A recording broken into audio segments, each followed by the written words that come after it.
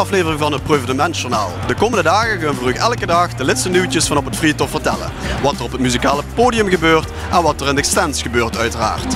Vandaag op donderdag begint het Proevenement eigenlijk pas om 6 uur, maar vanaf 3 uur is al het Proevenement. Wat dat precies inhoudt, gaan we u nu laten zien.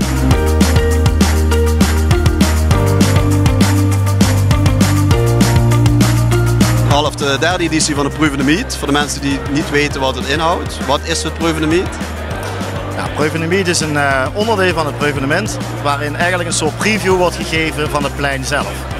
Dus allerlei soorten bedrijven, maar ook particulieren, MKB'ers zijn hier aanwezig om lekker te genieten van de zon, de drankjes en de hapjes. En voor ons is het heel belangrijk dat ook het zakenleven hier komt. En alle opbrengst van Proevenement gaat naar het goede doel.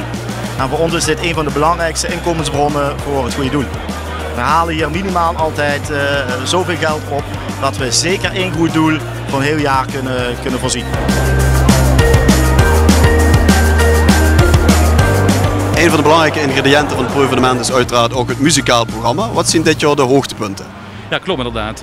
Muziek is heel belangrijk voor ons. Het is ondersteunend, maar toch heel erg belangrijk. Wat hebben we voor dit jaar? We hebben dit jaar op vrijdag hebben we een fantastische partyband.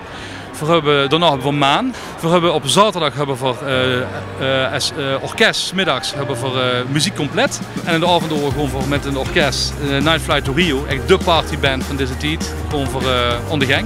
Dus dan gaat het helemaal los. En dan hebben we geluid te vertellen, de zondag, dat wordt extra speciaal dit jaar. We hebben ervoor gezorgd dat we eigenlijk 's middags al meteen kunnen knallen. We zien een spitsen te beginnen van met.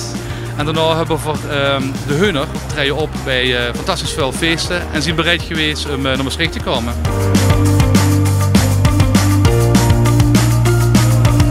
Allereerst uiteraard mogen we feliciteren met de verkoop van uw zaak. Mogen we u dan met feliciteren?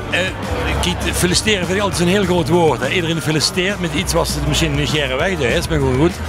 In deze tijd is het altijd een heel geslaagd moment. Als je zegt, oké, de hebt iemand kunnen vinden die een zaak ook met waarde wil overnemen, die de prijs betaalt en die het concept die een zaak wil doorvoeren onder het mom van. En dat vind ik wel fijn, ja.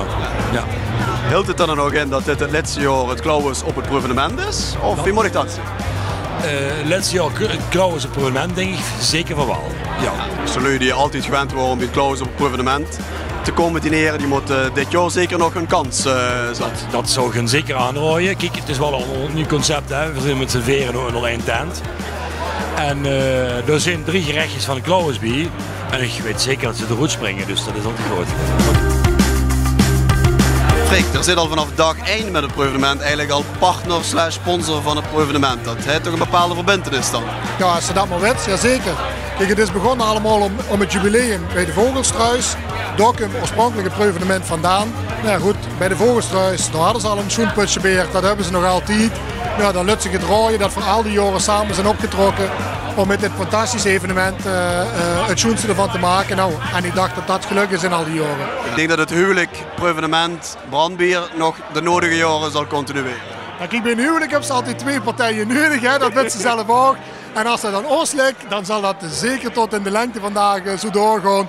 En ik geloof niet dat het Proevenement, het Struiscomité, op een andere gedachte kan betrappen. Maar goed, dat is altijd 2 nodig, maar dat kunnen we gewoon.